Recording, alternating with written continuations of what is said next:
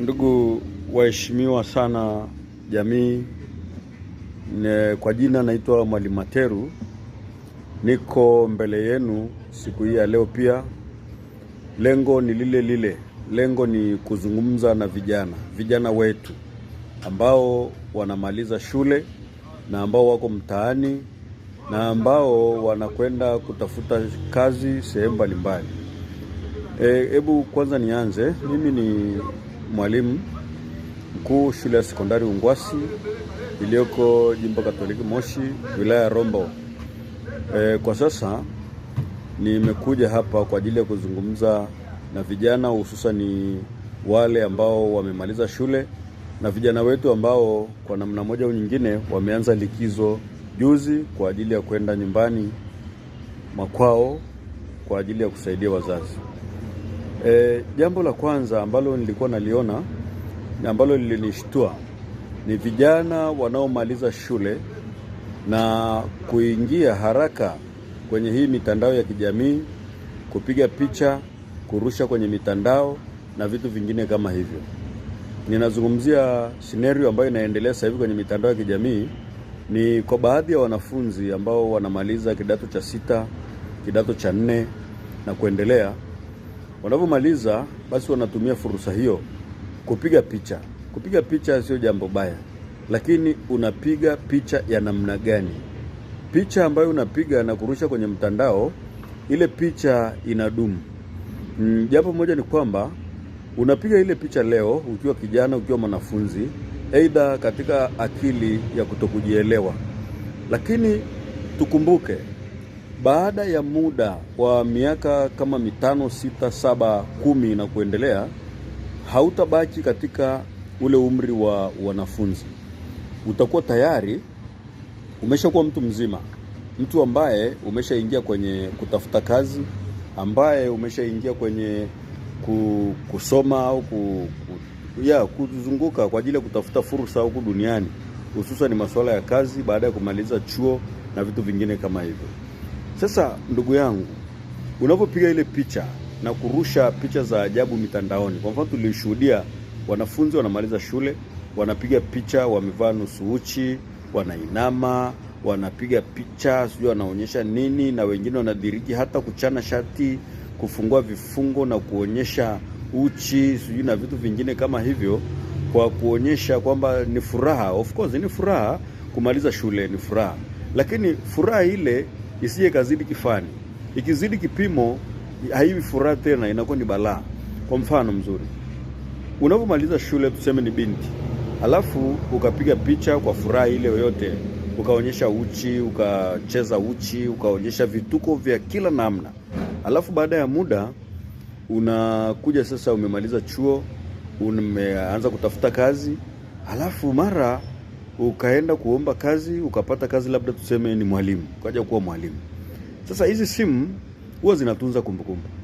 Sasa siku moja utashangaa unaingia darasani, wanafunzi wanaanza kuangalia we mwalimu, wanaanza kucheka. Sasa utajua nini wanachocheka? Kumbe katika kuangalia, kupita kwenye mitandao, wamekutana na zile picha zako ulizorusha kipindi ukiwa mwanafunzi, wakakuona unavyocheza uchi, unavyofurahia, sijui unafanya nini na vitu vingine kama hivyo. Sasa sijui wanavyoona ile picha sasa, na wewe bahati mbaya unapita kwenye mitandao, unakuja kukutana nayo. Nafikiri siku hiyo, ndugu yangu, utatamani sijui mitandao yote izimike, sijui kila kitu kisionekane. Lakini ndio hivyo, ulisharusha mapicha ya namna hiyo na watu wamesha kuona, jamii imeshaona kwa age hiyo. Kwa hiyo sasa inakuwa ni aibu, ni fedheha, na hili linaumiza sio kwa shule tu, hata kwa wazazi, hata kwa jamii. Tunategemea mtu aliyepata elimu, mtu aliyepata maarifa aelimike, na kuelimika sio kuvaa shati la shule. Kuelimika ni kujenga brain. Baada ya kujenga brain, unajenga pia soul, nafsi, na unakuwa na hofu ya Mungu ndani yako. Unapokuwa na hofu ya Mungu, huwezi kucheza ovyo, huwezi kuonyesha sehemu za mwili wako na vitu vingine mbele ya watu. Kwanza maandiko yanasema miili yetu ni hekalu la Roho Mtakatifu. Sasa unapozururisha huko, unaonyesha kila mtu aweze kuona, maana yake unazalilisha yale maumbile yako, unazalilisha ule wanafunzi wako na vitu vingine kama hivyo. Jambo la maana kabisa, maliza shule vizuri, jiheshimu, vaa vizuri, smart. Hata piga picha, rusha kwenye mtandao kwamba ni mwanafunzi mzuri, smart, amemaliza shule, very intelligent na vitu vingine, na Mungu akusaidie upate division 1 tena. Ukishapata division 1, unakwenda kutafuta kazi. Siku moja watu wanaona kwenye mitandao mwanafunzi ameonyesha labda demonstration fulani, labda kutengeneza labda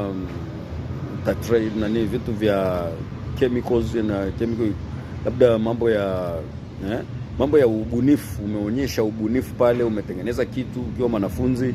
Kama wanafunzi fulani liwaona kwenye maonyesho ya elimu, wanatengeneza pampu ya kumwagilia, na wale wakapiga zile picha wakaonyesha kule, na baada ya kuonyesha zile picha kule wakajitahidi zikaonekana. Lakini anakuja kuomba kazi, anakutana na picha kama ile, anaonekana this student is very intelligent, creative, kwa hiyo huyu anaweza kupata kazi.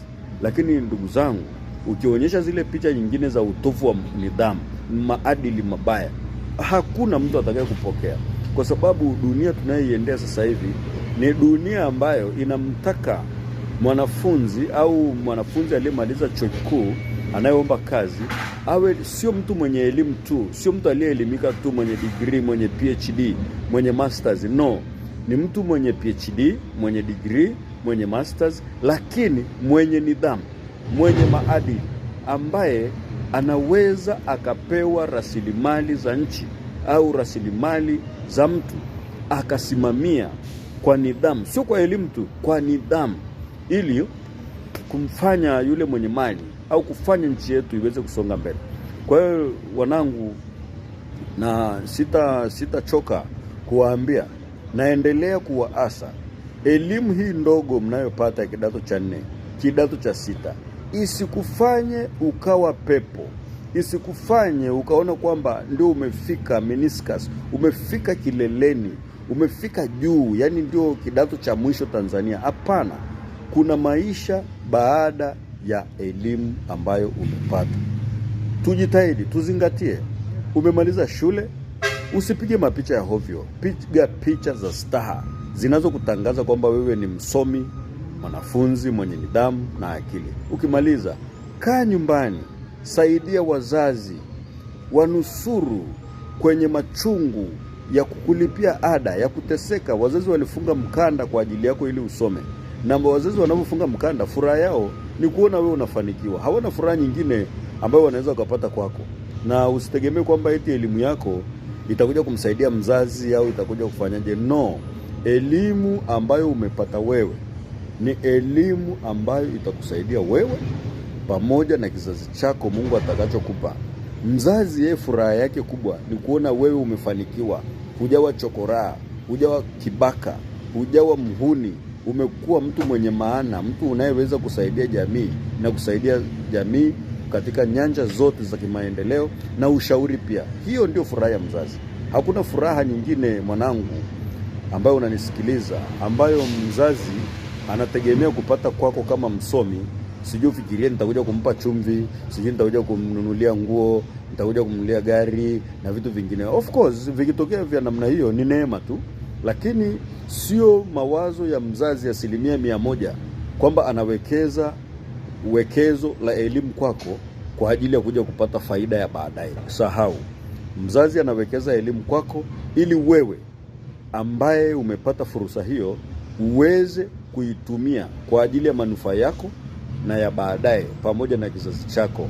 Zaidi tu, mzazi anahitaji shukrani, mzazi anahitaji heshima, mzazi anahitaji kuona kwamba tunda ambalo amelitoa kwenye jamii limefanya kazi, limesaidia. Hiyo ndio furaha ya mzazi. Lakini ukiwa balaa, mzazi unamuongezea machungu mara mbili. Anawaza ada aliyolipa, anawaza matatizo aliyopitia na vitu vingine kama hivyo. Kwa hiyo wanangu mliomaliza kidato cha 6, mnaomaliza kidato cha 4, mliokwenda nyumbani kwa ajili ya likizo, tulia nyumbani. Jitahidi, kaa na wazazi, kaa na ndugu zako, soma maandiko, jitahidi yale yote ambayo tumekufunza shuleni yashikilie. Usije ukayaachia, yafanye ndio hazina yako. Nidhamu ndio msingi, ndio hazina ya kwako ya kukusaidia ili uweze kupata maendeleo zaidi. Basi baada ya kusema hayo, msisahau pia washaurini wadogo zenu walioko majumbani ambao bado wanatafuta fursa ya kupata elimu. Washaurini waje shule ya sekondari Ungwasi ambapo watamkuta Mwalimu Materu. Niko tayari kuwapokea hata kama wana changamoto za namna gani. Nitawapokea. Ninaelewa changamoto za vijana. Nitawapokea. Nitawasimamia. Nitahakikisha kwamba kwa namna yoyote ile zile ndoto zao ambazo wanaziwaza, ambazo zitawasaidia katika maisha, basi wanazifikia. Baada ya kusema hayo, nitangaze wazi kwamba shule yetu ya Ungwasi ni shule ya mchanganyiko. Shule ina form 1 mpaka form 6. Tunapokea combination zote, science na arts. Tunafundisha vizuri. Nidhamu ndio nguzo ya mafanikio yetu hapa shuleni. Hakuna nguzo nyingine zaidi ya nidhamu. Elimu tutakupa, lakini nguzo ya nidhamu hiyo ndio utakayotembea nayo. Huo ndio mwavuli wako. Ukimtanguliza Mungu, kila kitu kitafanikiwa. Baada ya kusema hayo, ni washukuru basi wote ambao wamekuwa kifuatilia clips zangu kwenye TikTok. Basi tuendelee. Lengo la page hii ni kusaidia vijana wetu ambao kwa namna moja au nyingine wanamaliza shule. Baada ya kumaliza shule wanaingia mtaani, hawajitambui, wengine wana stress, wana vitu vingine.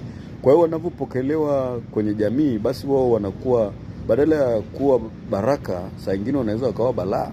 Kwa hiyo na sisi jamii ni yase pia jamii, mnapowapokea watoto wetu, tusiache wajilee wenyewe. Tuendelee kuwalea. Mzazi endelea kulea. Pale mahali ambako shule ilifikia, usiache. Usiseme kwamba mtoto wangu alishaenda shule, alishapata elimu. No. Endeleza pale ili kwa pamoja tuweze kufikisha lengo la kijana wetu. Na kijana wetu akienda mbele, basi si haba, tutapata vijana wazuri kwenye serikali yetu, tutapata viongozi, tutapata watu ambao wanajitambua, watu imara ambao wanaweza wakafocus, wakaona kwamba nchi yetu sasa hivi iko hapa, nchi yetu inatakiwa ifike pale mbele pale.